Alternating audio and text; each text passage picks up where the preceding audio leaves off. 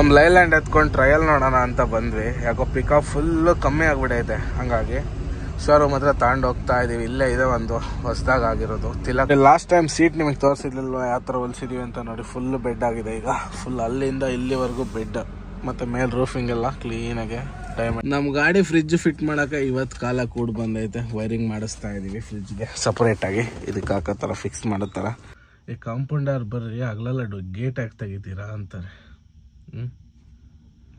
ನಾನು ಕಳ್ತನ ಮಾಡೋಕೆ ಹೋಗಿದ್ದೀನಿ, ಅದು ಕಾಂಪೌಂಡಿಗೆ ಹೋಗೋಕ್ಕೆ ಸರಿಯಾಗಿ ರೇಗಾಡು ಬಂದಿದ್ದೀನಿ.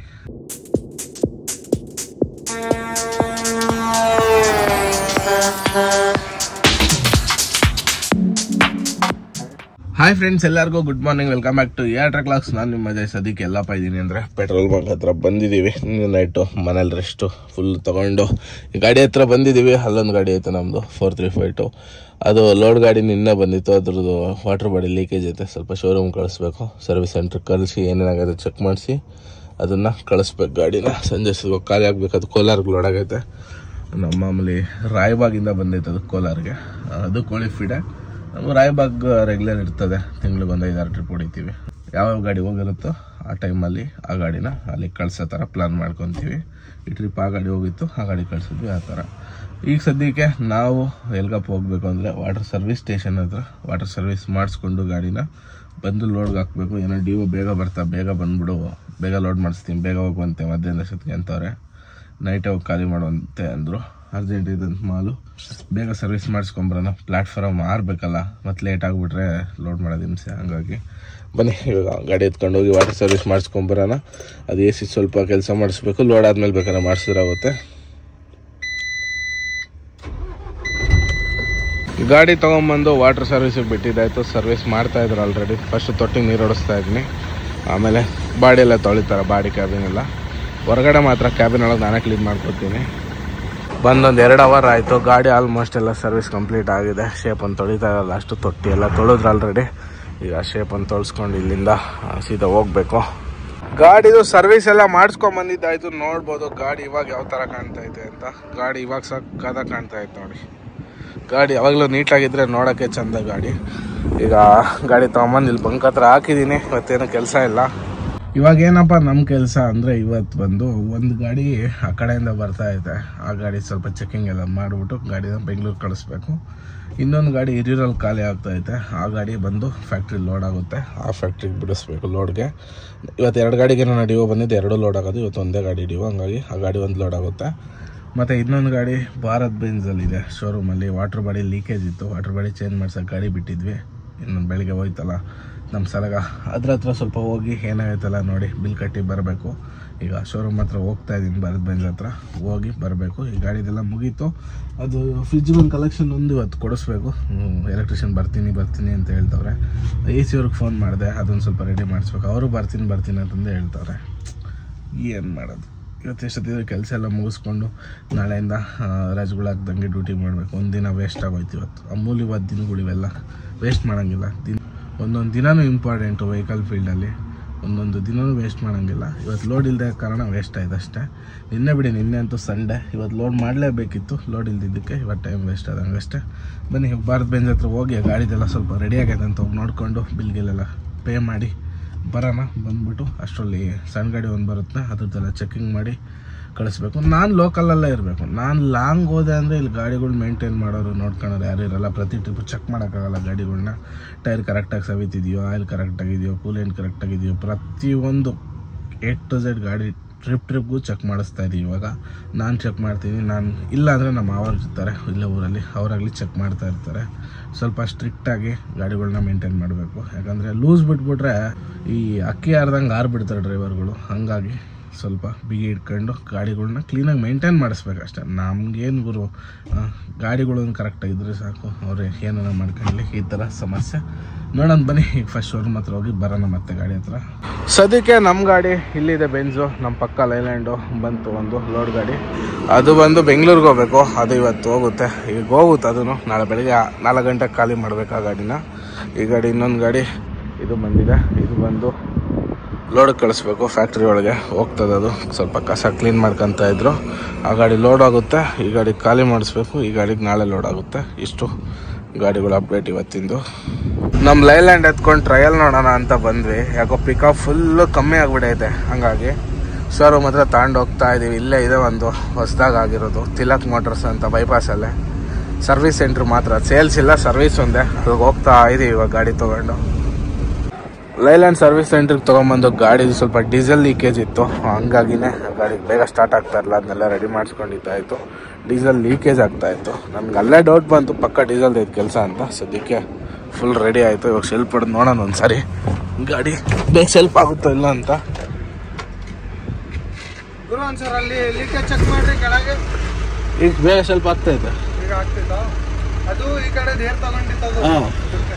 ಸೆನ್ಸರ್ ಐತಲ್ಲ, ಸರಿ ಆಯ್ತು ಬಿಡಿ. ಇವಾಗ ಕರೆಕ್ಟ್ ಬರ್ತೈತಾ? ಹಾಂ, ಇದು 20 ಮೇಲೆ ಹೋದ್ರೆ ಆಟೋಮೆಟಿಕ್ ಇಂಜಿನ್ ಬ್ರೇಕ್ ಆನ್ ಆಗುತ್ತಾ? RPM 20+ ಹೋದ್ರೆ ಆಟೋಮೆಟಿಕ್ ಇಂಜಿನ್ ಬ್ರೇಕ್ ಆನ್ ಆಗುತ್ತಾ? ಹಾಂ, ಆಟೋಮೆಟಿಕ್ ಅದು. ಸರಿ ನೋಡಿ, ಲಾಸ್ಟ್ ಟೈಮ್ ಸೀಟ್ ನಿಮಗೆ ತೋರಿಸಿರ್ಲಿಲ್ವ ಯಾವ ಥರ ಹೊಲಿಸಿದೀವಿ ಅಂತ. ನೋಡಿ, ಫುಲ್ ಬೆಡ್ ಆಗಿದೆ ಈಗ.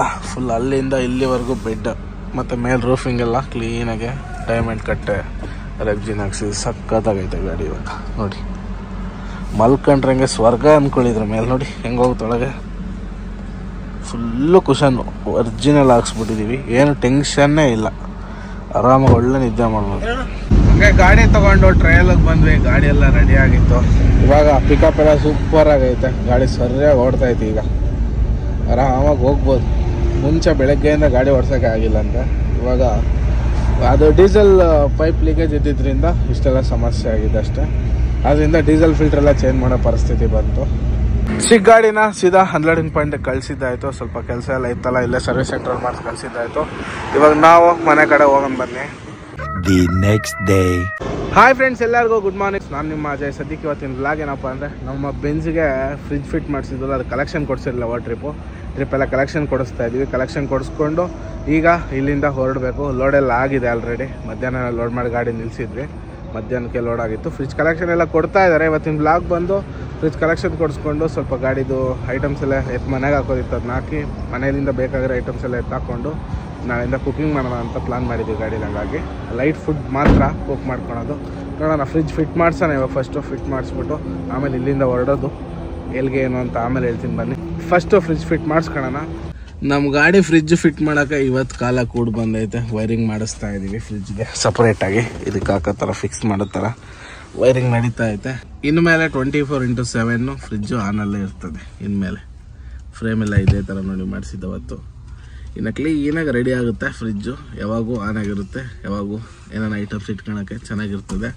ಇದರಿಂದ ಬ್ಯಾಟ್ರಿ ಡೌನ್ ಆಗುತ್ತೋ ಇಲ್ಲ ಅಂತ ನೆಕ್ಸ್ಟ್ ವೀಡಿಯೋಸಲ್ಲಿ ಹಂಗೆ ಅಪ್ಡೇಟ್ ಮಾಡ್ತಿರ್ತೀನಿ ನಿಮಗೆ. ಫೈನಲ್ ಆಗಿ ಫ್ರಿಜ್ ಎಲ್ಲ ಫಿಟ್ ಮಾಡಿದ್ದಾಯಿತು. ಅಂದರೆ ಫ್ರಿಜ್ ಕಲೆಕ್ಷನ್ ಕೊಟ್ಟಿದ್ದಾಯಿತು. ಫ್ರಿಜ್ ಆನ್ ಆಗೈತೆ. ಇವಾಗ ನೋಡೋಣ, 24/7 ಆನ್ ಬಿಟ್ಟರೆ ಬ್ಯಾಟ್ರಿ ಡೌನ್ ಆಗುತ್ತೋ ಇಲ್ಲ ಅನ್ನೋದು ಒಂದು ಸ್ಯಾಂಪಲ್ ಚೆಕ್ ಮಾಡೋಣ. ಏನಣ್ಣ ಕರೆಕ್ಟಾ? ನಾವೇ ನೋಡೋಣ ಫಸ್ಟ್ ಟೈಮು, ಆಮೇಲೆ ಬೇರೆ ರೆಫರ್ ಮಾಡೋಣ ಫ್ರಿಜ್ ಹಾಕ್ಸ್ಬೇಕೋ ಬೇಡ ಅಂತ. ಸದ್ಯಕ್ಕೆ ಒಂದು ವಾಟರ್ ಕ್ಯಾನ್ ಇಡ್ತಾ ಇದ್ದೀವಿ. 1 ಲೀಟ್ರ್ ವಾಟರ್ ಬಾಟ್ಲ್ ಇಡ್ತಾ ಇದ್ದೀವಿ ಅದರೊಳಗೆ, ಕೂಲ್ ಆಗಲಿ ಅಂತ. ನೋಡೋಣ, ಇವತ್ತು ಕರೆಕ್ಟಾಗಿದ್ದರೆ ನಾಳೆಯಿಂದ ತರಕಾರಿ ಇಡೋಕ್ಕೆ ಸ್ಟಾರ್ಟ್ ಮಾಡೋಣ. ಅದರೊಳಗೆ ಆಗ್ತದೆ. ಅದು ಕೆಳಗೆ ಇಟ್ಬಿಡು, ಅವನ್ನ ಕೆಳಗಿಟ್ಟು ಅದ್ರ ಮೇಲೆ ನೀರು. ಗಾಡಿಗೆ ನೀರು ಫಿಲ್ ಮಾಡಬೇಕಿತ್ತು, ನೀರು ಫಿಲ್ ಮಾಡ್ತಾ ಇದ್ದೀನಿ. ಏನಪ್ಪ ಸಮಸ್ಯೆ ಅಂದರೆ, ಇಲ್ಲಿ ಕ್ಯಾನ್ ಹಾಕ್ಸ್ಬಿಟ್ಟು ಭಾಳ ತಪ್ಪು ಕೆಲಸ ಮಾಡಿದ್ವಿ ನಾವು. ಕೈಕಾಲು ಆಡೋಲ್ಲ, ಇದೆಲ್ಲ ಅಡ್ಡ ಇರೋದಕ್ಕೆ. ಏನಂದರೆ ಏನು ಕೆಲಸ ಆಗ್ತಾಯಿಲ್ಲ. ಹಂಗಾಗಿ ಇದನ್ನು ತೆಗ್ಸಾಕೋ ಪ್ಲ್ಯಾನಿಂಗ್ ಇದೆ. ಇದನ್ನು ತೆಗೆಸ್ಬಿಟ್ಟು ನಮ್ಮ ಸಲಾಗದಲ್ಲಿ ನಾನು ಬಾಕ್ಸ್ ಮಾಡಿಸಿದ್ವಲ್ಲ ಫುಲ್ ಫ್ರೇಮು, ಅದನ್ನು ಕಿತ್ತಿದ್ದಕ್ಕೆ ಹಾಕ್ಬಿಟ್ಟು, ಆ ಗಾಡಿಗೆ ಏನು ಅವಶ್ಯಕತೆ ಇಲ್ಲ ಲೋಕಲ್ ಓಡಿಸ್ತಾ ಇರೋದ್ರಿಂದ, ಅದನ್ನು ಕಿತ್ತಿದ್ದಕ್ಕೆ ಹಾಕೋಣ. ಈ ಫ್ರೇಮ್ನ ಮನೆಗೆ ಇಟ್ಟರೆ ಆಗುತ್ತೆ. ಇದು ವೇಸ್ಟ್ ಆಗಿಬಿಡ್ತೀವಿ. ಫ್ರೇಮ್ ಮಾಡಿಸಿರೋದೇ ವೇಸ್ಟ್ ಆಗೋಯ್ತು. ಏನು ಮಾಡೋಕ್ಕಾಗಲ್ಲ. ನೀರೊಂದು ಇಟ್ಕೊಳ್ಳೋಣ. ಆನ್ ಮಾಡಿದ್ರಾ? ಬರ್ತಿಲ್ಲ ನೀರು? ಬನ್ನಿ, ಇವಾಗ ಇಲ್ಲಿಂದ ಕೆಲಸ ಎಲ್ಲ ಮುಗೀತು. ಇಲ್ಲಿಂದ ಹೊರಡೋಣ. ಇಲ್ಲಿಂದ ನಮ್ಮ ಪಯಣ ಬೆಳಗಾವಿ ಕಡೆ ಶುರು ಮಾಡುವ. ಇಲ್ಲಿಂದ ಸೀದಾ ಬೆಳಗಾವಿಗೆ ಹೋಗಬೇಕು. ಬೆಳಗಾವಿ ಸುತ್ತಮುತ್ತನೇ ಗಾಡಿ ಖಾಲಿ ಆಗುತ್ತೆ ಅರ್ಧ. ಇನ್ನೊಂದು ಅರ್ಧ ಗೋಕಾಕ್ ಹೋಗಬೇಕು. ಇವತ್ತು ಸ್ವಲ್ಪ ಲಾಂಗ್ ರೂಟ್ಗಳು ಹಾಕ್ಬಿಟ್ಟಿದ್ದಾರೆ, ಅದೊಂದು ಹಿಂಸೆ. ಬನ್ನಿ ಆರಾಮಾಗಿ ಹೋಗೋಣ. ಬೆಳಗ್ಗೆ 6 ಗಂಟೆವರೆಗೂ ಟೈಮ್ ಐತೆ. ಟೈಮ್ ಬಂದು ರಾತ್ರಿ 9 ಗಂಟೆ ಈಗ ಕರೆಕ್ಟಾಗಿ. ಮಧ್ಯಾಹ್ನ ಲೋಡ್ ಆದರೂ ಬರೋದೇ ಲೇಟು. ಏನು ಮಾಡ್ಬೇಕಂತ ಗೊತ್ತಾಗಲ್ಲ. ನಾವು ಬರೋದೇ ಲೇಟ್ ಆಗ್ಬಿಟ್ಟಿತ್ತು. ಆ್ಯಕ್ಚುಲಿ ಫ್ರಿಜ್ ಕೂಲಿಂಗ್ ಆಗ್ತಾಯಿತ್ತಲ್ಲ, ಚೆಕ್ ಮಾಡಬೇಕು. ಆಮೇಲೆ ಸ್ವಲ್ಪ ಬಿಟ್ಟು ಮಾಡೋಣ. ಸದ್ಯಕ್ಕೆ ಒಂದು ಹಾಫ್ ಎಗ್ ರೈಸ್ ಕಟ್ಸ್ಕೊಂಡ್ಬಂದೆ ಇಲ್ಲೇನ ಹೋಟ್ಲಲ್ಲಿ.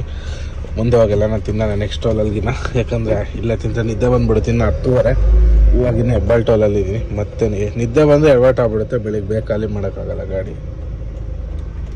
ಚೇಳಗೆರೆ ಟೋಲ್ ಪಾಸ್ ಮಾಡಿ ಗಾಡಿ ಸೈಡ್ಗೆ ಹಾಕಿದ್ದೀನಿ. ಇಲ್ಲೇ ಊಟ ಗೀಟ ಮಾಡ್ಕೊಂಡು ಹೋಗೋಣ ಅಂತ ಪಾರ್ಸಲ್ ತೊಗೊಂಡ್ಬಂದಿದ್ದೆ, ಒಂದು ಎಗ್ ರೈಸು. ಊಟ ಮಾಡ್ಕೊಂಡು ಇಲ್ಲಿಂದ ಹೊರಡೋಣ ಬನ್ನಿ ಒಂದೇ ಸರಿ. ಊಟ ಎಲ್ಲ ಮಾಡ್ಕೊಂಡಿದ್ದಾಯ್ತು. ಇಲ್ಲೇ ಎಗ್ ರೈಸ್ ಪಾರ್ಸಲ್ ತೊಗೊಂಬಿದ್ನಲ್ಲ ಅದೇ ತಿಂದಿದ್ದಾಯ್ತು. ಬನ್ನಿ ಇವಾಗ ಇಲ್ಲಿ ಬಿಟ್ರೆ ನಾನ್ ಸ್ಟಾಪಾಗಿ ಹೊಡಿಬೇಕು ಗಾಡಿ. ಆದಷ್ಟು ನೈಟ್ ಕವರ್ ಮಾಡ್ಕೊಂಡ್ಬಿಡೋಣ. ಒಂದು 2 ಅವರ್ 3 ಅವರ್ ಮಲ್ಕೊಂಡು ಹೋಗೋ ಟೈಮ್ ಇದೆ ನಮಗೆ. ನೋಡೋಣ 6-6:30 ಬರ್ತಾರೆ ಲೇಬರ್ಸ್ ಬೆಳಗಾವಿಗೆ. ನಾವು ಅಷ್ಟರೊಳಗೆ ಬೆಳಗಾವಿ ರೀಚ್ ಆಗಬೇಕು. ಅಂತೂ ಇಂತೂ ಸೀದಾ ಬಂಕಾಪುರ ಟೋಲ್ ಹತ್ರ ಬರೋಷ್ಟೊತ್ತಿಗೆ ಟೈಮು 12:51. ಕರೆಕ್ಟಾಗಿ ಇಲ್ಲಿ 2 ಅವರ್ ರೆಸ್ಟ್ ಮಾಡ್ಕೊಂಡ್ಬಿಟ್ಟು 3 ಗಂಟೆಗೆ ಎದ್ಬಿಟ್ರೆ 6 ಗಂಟೆಗೆ ಬೆಳಗಾವಲ್ಲಿ ಇರ್ತೀವಿ. 3 ಗಂಟೆಗೆ ಎದ್ದು ಇಲ್ಲಿಂದ ಹೊರಡೋಣಂತೆ.